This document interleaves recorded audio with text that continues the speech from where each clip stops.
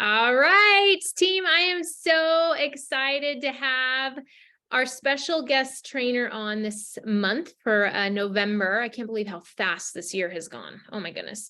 This is my sweet friend, Elizabeth. She is incredible, and I can't wait for you to hear from her and hear her story. She is actually from Tennessee, currently lives in Alaska. She's been with Plexus. Well, listen, you've been in Alaska for 9 years though, right? So it's not like you just left Tennessee, but you like grew up there. She's been in Plexus for 10 years, or it will be 10 years in February. And she has 3 kiddos, and she is a diamond in this company, and her husband is a diamond as well. And so that's really impressive. You know, we don't really recognize like that as a double diamond in Plexus, but I feel like we should because she very much had a hand in her husband's business. I'd say mostly was in charge of growing him to diamond, although he is interactive. We were talking on the side beforehand, and you know, he does a lot of the math and the back office stuff. And I just love that they have worked together as a team like that. But Elizabeth, I'm so excited for you to be here. I can't wait to hear your story and just your experience as you kind of just share your passion and your wisdom with us. So thank you. Thank you. Thanks, Autumn. I've always admired Autumn, and just I'm excited and honored to be able to just share with you guys. And hopefully this will be an encouragement for y'all, and feel free to just ask questions or anything. So my story began close to 10 years ago, and a little pre-Plexus, I worked at a ministry for 10 years. So I chose not to go to college, and I worked at a ministry, and that was my passion, is serving and being involved in that. And so I was dating a guy from Alaska, and I was like, we were planning to get married, and I was like, what am I going to do when I move 5,000 miles away? And like, what am I going to do? And so I just racked my brain, and I had a side photography business, and a massage business and an eBay business. And so, but I was like, shipping stuff from Alaska is like cost a fortune. And so that wasn't really an option. And like photography, everybody in Alaska is a photographer because it's so pretty. And so it was like, okay, like I just tried to explore some different options. And I thought I'll just open a coffee shop. And if you like drive down the road here, there's like literally a coffee stand every, like not even quarter mile, like every 1/8 of a mile, there's like a drive-through coffee stand. It's a very popular thing. And so, but he worked for an engineering firm, and I wanted something that was flexible, that I could be able to travel with him. He was a land surveyor. And so I wanted something to be able to, like, if he wanted to go somewhere, you know, and had to like go do a survey, I could like go with him. And so I was like, I need something flexible. And so I was praying for a plan B. And that was when our neighbor shared with my mom and I about Plexus. And I'm sure you guys were skeptical. I was skeptical. I was like, you guys have lost your marbles. And we had tried a lot of different health things. We lived right outside of an Amish community. And so we had like, we gardened, you know, we bought all raw milk, like we did all the things. And so, and for her to sit there and share this little like pink drink with us, I was like, okay, you know, like that's great, you know, for you. But she started sharing a little bit about the business, and I was like, oh, okay, you know, and that did intrigue me. And my mom was honestly the one, I think if she hadn't like pushed me, I wouldn't have said yes, because she was like, Liz, like, let's just do this together. And I was like, okay, well, if you're going to do it, then I'm going to do it. You know, like I'm not going to be left out. And so I jumped in and I signed up the night before I went to Alaska for the first time. I had met Carl in Texas at a Christian conference. We started emailing. And so I was going up to Alaska for the first time and to meet his family. I knew no one outside of him. And so I literally signed up that night and then flew out the next morning. And my mom's friend, who was our sponsor, she said, she was like, I'm going to send you all this plexus with you. And I was like, why? And she was like, because you're going to take Alaska to the last frontier. And I think about like what she imparted to me, and it was that belief. Like she imparted belief of like, this is what you're going to do. And I was like, and she's like, because nobody, like, plexus is new and you can just take it there. And there's not that many people in Alaska working. And I was like, okay. And I believed her. And so like, I think about like, what if we could do that for our new person starting? Like, what if we could impart that belief to them? And so I came and I told Carl on the phone, I was like, so I signed up for this thing. And he was like, oh, okay, great. And so I came to Alaska, and we went out with his boss to work. And I said, here, I'm going to take a slim and you're going to take a slim and we're going to mix it in front of him for lunch. Like he took us out to lunch, and I was like, and he's going to ask us what it is. And we're going to share with him about it. And he didn't. But it was just like, it's funny just that, like they instilled that belief in me. And so I ran with it. So I shared on social, and I called some friends and just told them about it. And so I went silver probably in the first few weeks, maybe a month. And my goal was to earn $300 a month. And I did that within probably the first month. And I knew that if I could make silver, I could quit my eBay business, because that was $300. To earn that $300 would be, okay, I could not work eBay. And they shared, there was an emerald above her, Stacy Hickerson, who's a diamond, and she kind of shared how she had gone emerald super fast, and she shared about the car. And I wasn't driven by money. I still am not.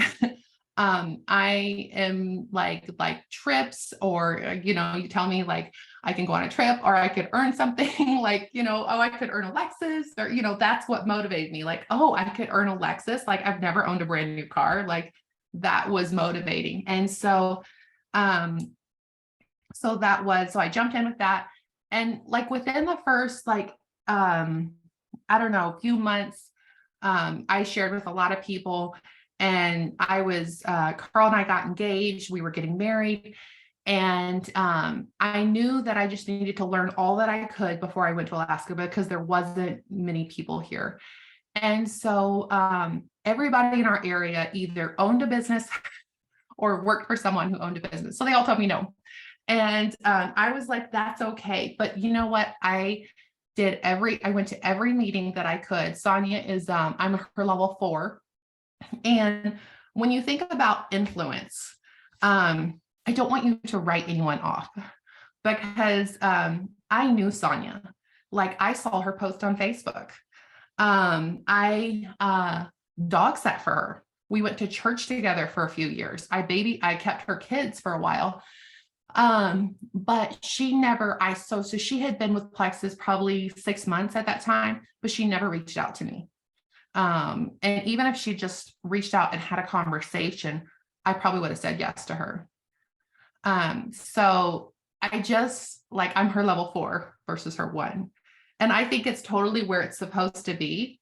But I do just when you think about that, I'm quite a bit younger than her, but she might not have thought that I had influence or I was on her radar. Just always think about her and my mom were friends. And so it's just interesting to think about. So when I started thinking about who do I know that has influence? And I don't consider myself, I didn't have influence. I worked in a ministry, but I was friends with Amber Miller. And my mom was like, well, I'm going to talk to Lori Welch. And I was like, well, I've already talked with Amber, and I knew that I could not directly reach Lori. She wouldn't listen to me. I was younger. I was her daughter's friend, but I knew that Amber could reach her. And so when you think about the degree of influence, I personally can't reach Lori, but Amber can. And so think about that. Like, okay, maybe I don't have a close enough relationship with that person, but who does? And who do I have influence with? And so indirectly, I was able to reach Lori through that. And the same thing with Kristen and Jarrett Abart.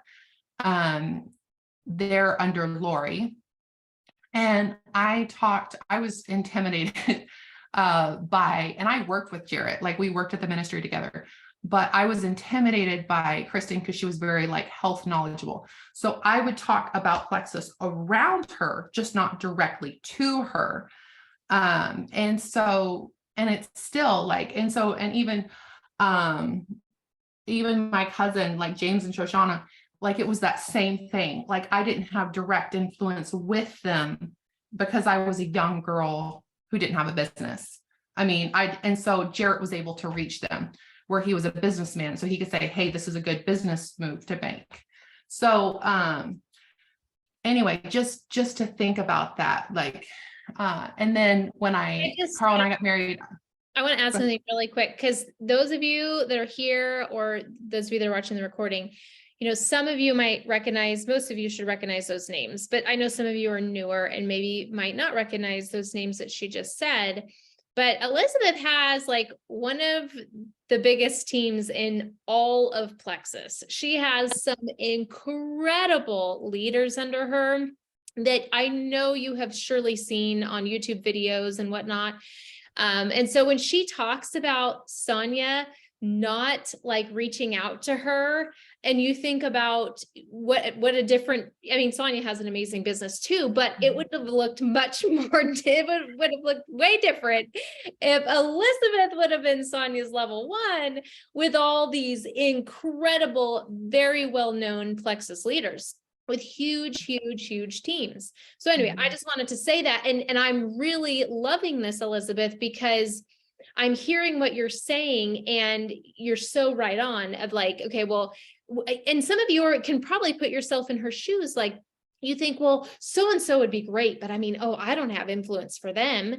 But Elizabeth found these ways, and now she's got these amazing influencers and influential people on her team. So anyway, carry on. Yeah. And I just really like, no one needs to know my name. I'm okay with that. But like, how can you reach the person that is well-known, or how can you reach the person that is influential? You don't have to be the big influencer, just who do you know that it is that you can reach them? And so, so when I moved to Alaska, I met a girl, Stephanie Abrams, and I was like, oh my word, she would be amazing. And she was the person who was the mover and the shaker. And so my husband went to this independent Baptist church, and I married the one single guy in the whole church. So I wasn't incredibly popular. And so I was like, great. And so anyway, all the ladies there, either like, I had never been around network marketing, but they all did like either oils, or they did Pampered Chef, or they did something.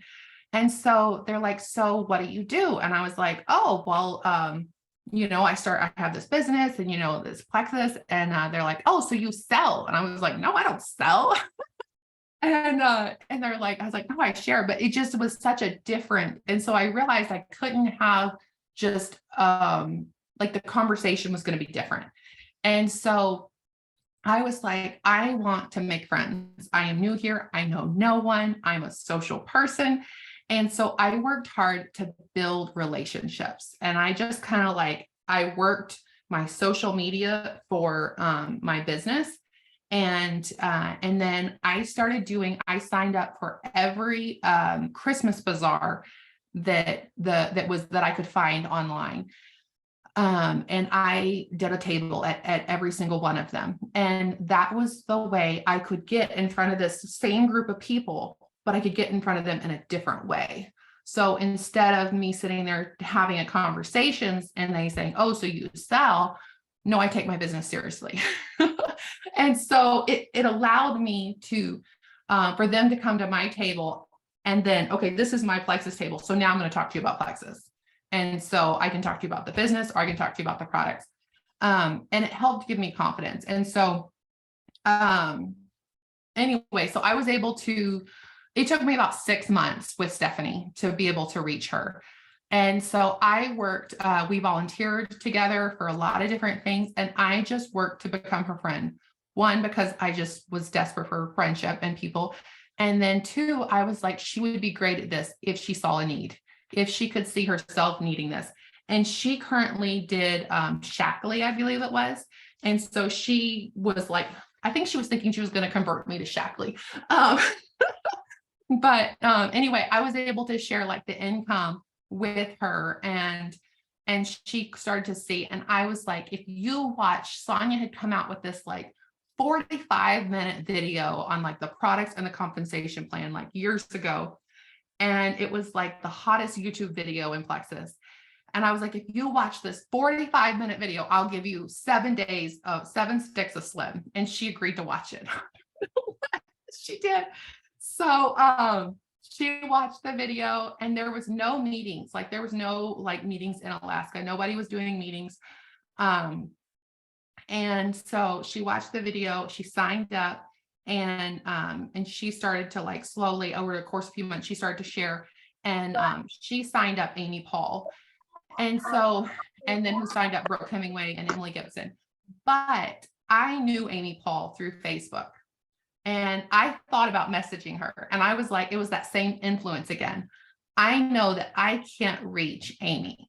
Like she's not going to listen to me because I know her through my husband went to church with her years ago, but he didn't, like, he was a young single guy and she was a married woman with kids. So it wasn't like there was, and so I was just the guy, I was the girl that married him. So it wasn't like I had a lot of influence with Amy. And so, but Stephanie did.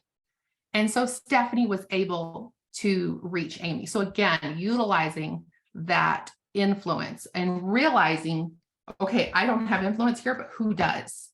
And so just thinking about that over and over again, like, okay, who can I reach? And so we've done that just multiple times in our business, and even for like, you know, other people, just trying to help them see that as well. So that's one of the, I think the ways that we built that has been I don't know, I'm losing my thought. That has helped us grow. So anyway, that's a little bit of my story. What I told Autumn, I was like, if it's okay, I'll share with you a little bit about my burnout that happened. Yeah. And then what I did to help that, because And really quick, before you move into that, I was going to see if anybody had questions like just on influence before we kind of like move on. I don't know if anybody does, but did anybody have any questions? Or I feel like this is so relatable, Elizabeth, because I know there's some people on here that they look at that person and they think, oh, like, yeah, they would do amazing at this, but like, I don't have a chance to get them here. So your story is so inspiring. And I hope you guys are like literally hearing this, because this means you just have to find that way. You know, who knows that person that you can maybe buddy up with, or, you know, who do you have influence with that knows them? So anyway, does anybody have any questions before we move on to as she continues her training? Speak now or forever hold your peace. No, we'll take it again at the end, but going once, going twice. Okay, good. Carry on, Elizabeth, then we'll keep going. I will say on influence, like we are a part of a different community now, and just like a church and small group and stuff. And there was some other people had been in Plexus, and they kind of like burned through the church. And so there was a very bad rep with Plexus in that area. And so when I came in, I had to be very delicate, and I'm still very careful. But I am also bold. But I don't, I'm just very careful because I realize it is a fragile thing. And I have worked to grow influence there because I was new, nobody knew me. It wasn't like I was coming in and I met Stephanie and grew a relationship with Stephanie. It was a different area, different community. And so I had to got basically start at ground zero and just work to grow. And so I have grown influence in that, but it has taken a while. And influence isn't something that grows overnight if you're building it just by yourself. But I volunteer and I sign up for everything to be a part of that because I want community. I mean, I live here. And so like for me, I don't have friends outside of that. So that is my community. But like if you really want to grow influence, volunteering, serving is a great way to do that. And just because obviously it gets you on a different level with people when you volunteer together and when you serve and it helps I think break the barrier down so that you can have more real conversation versus like, go ahead, Autumn. I did have a question. When you like approached Stephanie, or Amber, for example, I mean, were you going for the business side with these people? Were you starting with the products? Obviously, it was a very different climate with Plexus back then because it was very new. But then at the same time, it really doesn't matter because I feel like it could have almost even been harder. They don't even know what this thing is that you're talking about. So I felt like it almost took more guts to step out and share something then, where at least in the times we are in now, people have some sort of an idea. They've heard it, they've seen it, they maybe know someone with a testimony, they just haven't stepped in to try it for themselves. So I'm just curious, like, what approach did you take? And if you didn't take the business right off the bat, what did that look like when you went into that side of things? Yeah. So I think it's easier now than it was then, just with social media and like then we were labeled as weight loss. And so, when you sit there and try to talk to someone and you have this picture of this bag and it's like this girl's like, you guys remember like it's literally her torso or her stomach. And it just shows like her very shapely self. And you're sitting there like, oh, it really is not for weight loss. And you're sitting there trying to convince them. I know it says Plexus Slim, but it's really, yeah. So, and when I joined, they didn't even have a catalog. And so, I just think of like the training. I didn't know how to create a Facebook group. Like, I mean, I think I was like almost emerald before I created a Facebook group. I was just messaging like 10 million people. It was sad. And so anyway, I approached Amber had allergies, like pretty bad allergies. And so I approached her about the products because I had read testimonies. And so I built my belief like through testimonies. And I was like, oh, I heard this story. And then for the business, I knew it was great. I couldn't understand it. And so I took her to a meeting. And so I literally was like, and she had her oldest kid who's like 10 was just a baby. And so I took her to a meeting. It was at a hair salon. So they literally sat in the hair salon chairs and I kept her kid outside because he cried the whole time. And so I sat outside with her kid and she sat in the meeting, and that's what sold her. That's what it was, the belief was through the meeting because she heard testimonies and she heard it explained. And the same thing with Lori is we took her to a meeting because I knew just me talking with them. Lori was so crunchy and all the things like us just talking with her about the products wasn't going to be the catalyst thing. And so we literally picked Lori up. We unloaded her groceries. She was coming back from Nashville. We put her in the van and we drove her to a meeting. And that was that was what helped her. So everybody I knew that I could get to a meeting, I would take them to a meeting. So if it was me driving 3 hours to a meeting, that's what I did. and it was non-negotiable. And I was working full time and planning a wedding. So it was kind of crazy, but it was good. All right, so Venture, take us into what you were saying about the burnout. And like, I'm sure you guys can learn something. Maybe you've tried at Plexus, you're not moving as fast as you want, you feel burnout, or maybe you've been doing this for a while and you have had some success. Just take us there, Elizabeth. Yeah. So I have a 5-year-old daughter, and then we have twin boys who are almost 3. And so about 1 year after I took quite a bit of time off after they were born. And then I tried to come back after they were close to 1. And everybody told me with the twins, if you can just survive the first year, then you'll be okay. And so I remember them turning 1 year old, and I was like, okay, does it get better now? It was like, oh, just kidding. Like, this is real life. And so anyway, but I just remember, like, my husband's like, okay, like you need to start working again. And I was just like, I don't want to. Like, how do I go back? And anyway, it was a really low time. I think I struggled with some hardcore like postpartum depression as well. And so just trying to re-engage. I had some leaders leave. I mean, of course, you have all the shame and everything that goes with that. And so something that I did is I hired a coach that helped me, and just like some of the things that I have learned that I feel like is important is just being able to keep track of your thoughts. And so now what that looks like is brain dumping. And so it doesn't have to be pretty. It doesn't have to make sense.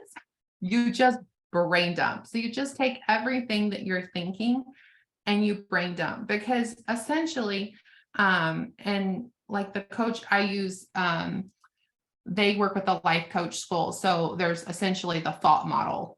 So every circumstance creates a thought. So, it could be like, well, it could be about your audience. Nobody wants what I have. Okay, well, when you say nobody, you have a thought, like, so your circumstance could be nobody wants what I have. So what is your thought? Oh, well, or maybe it's the other way around. Anyway, but essentially, like, your thoughts create your feelings, which create your actions, which create your results. And so when you go to post, or when you're choosing to buffer and you're choosing to scroll versus do the action, why are you choosing that? So it brings awareness. And so I think more than anything, it's awareness, and knowing like what you're doing, and either, okay, I'm okay with just scrolling, or I'm okay with buffering. I'm not going to call this work.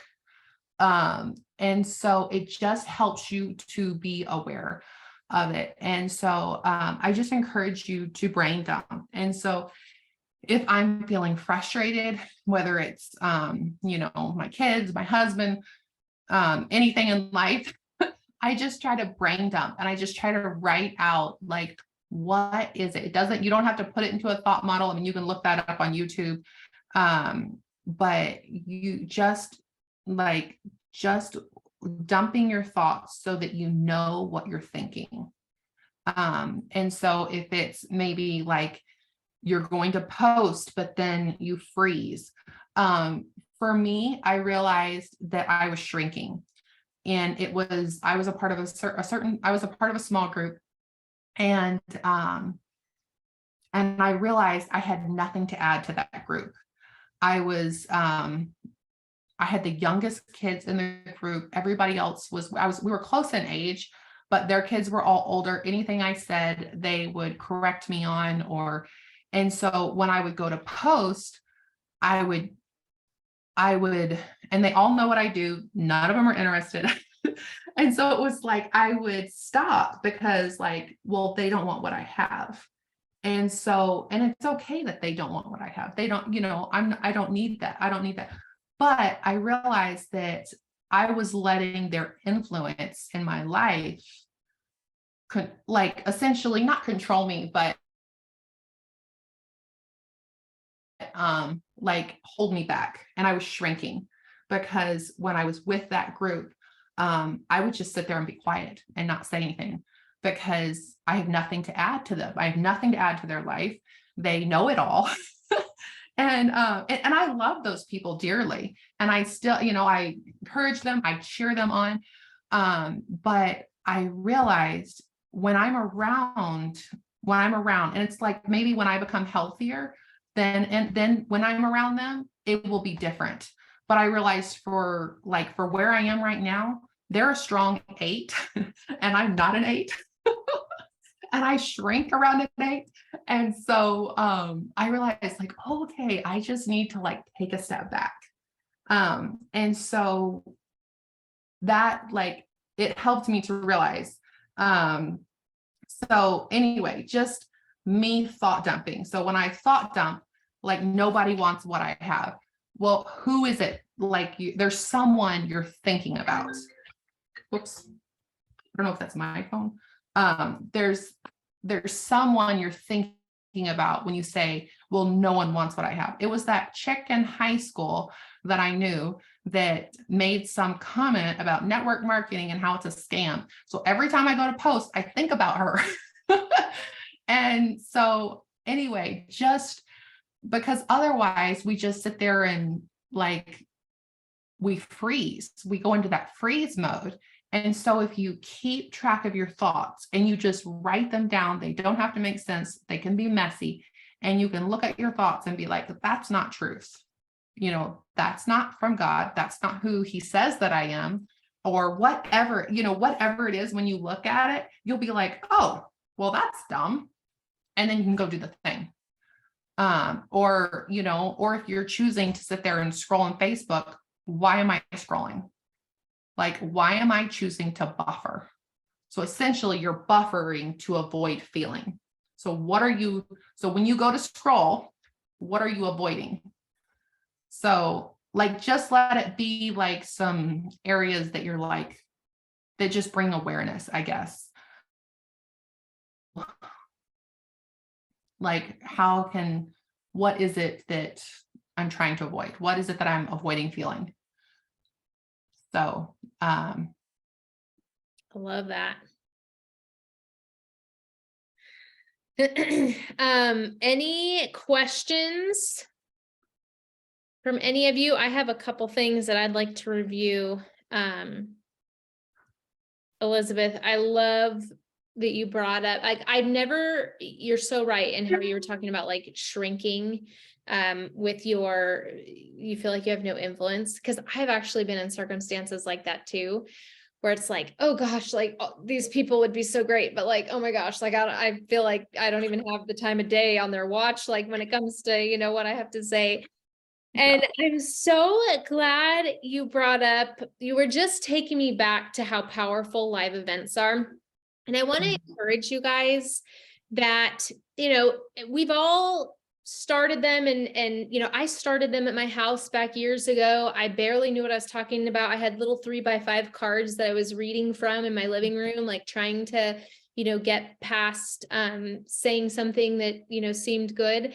And then, and so those are super powerful. Like if some of the top leaders in Plexus came here because of an event and sharing like about the products, I think you all know where you need to be focusing your efforts. But I also love that and it's such a cool idea. I can't believe I haven't thought of this. Like you were offering free sticks of Slim to people that watched a really good, powerful video. And that's like brilliant. Like here we're struggling to help, or we want people to watch these videos or whatever video. We're like, oh, this is so good. I just wish I could get someone to watch it.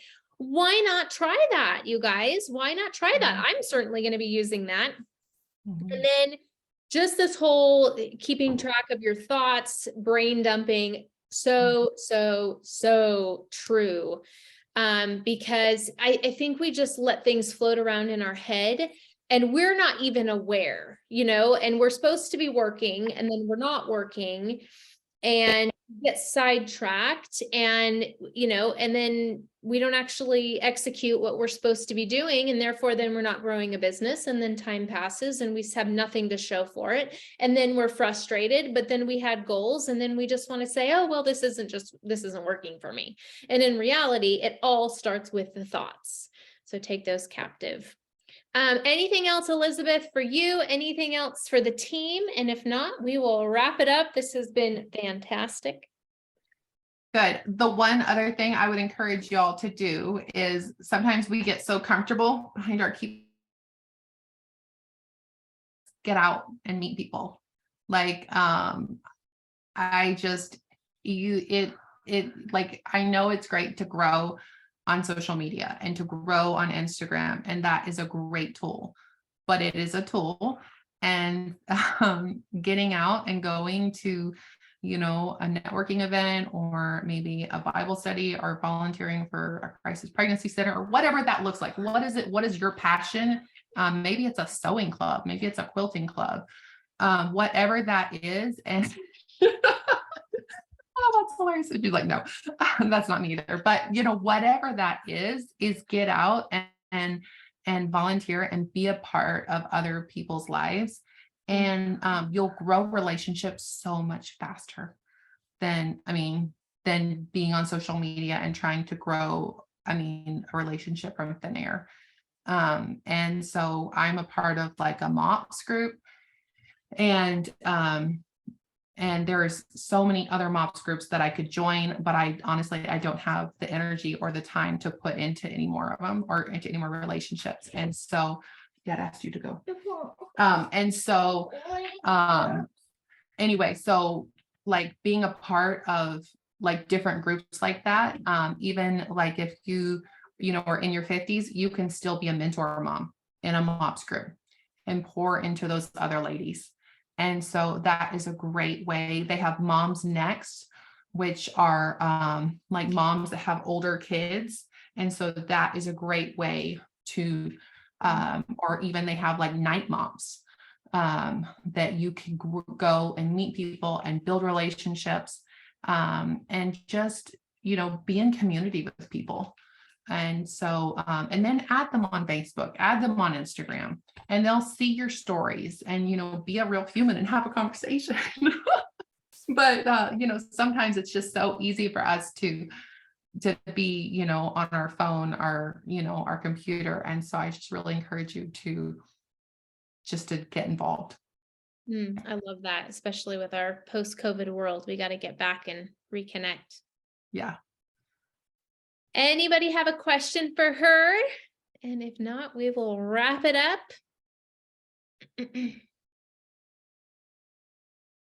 I'm so glad. These are like a really diverse little set of notes that I have here. You just really sparked some good ideas in my mind that I'm like, oh yeah. This is good.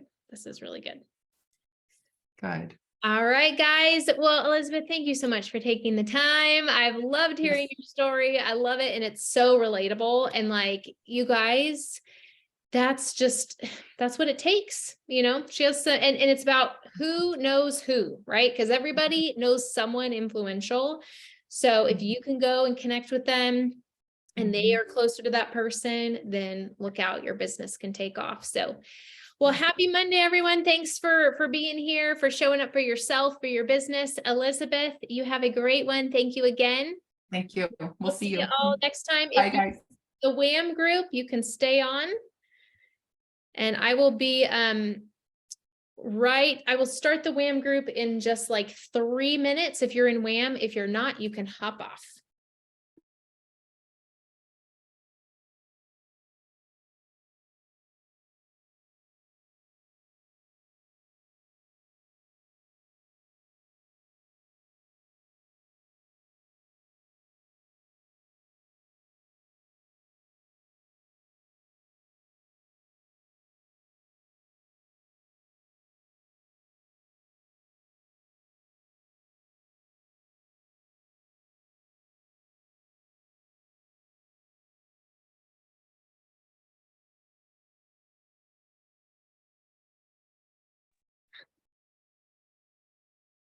Okay, I had to go and grab something.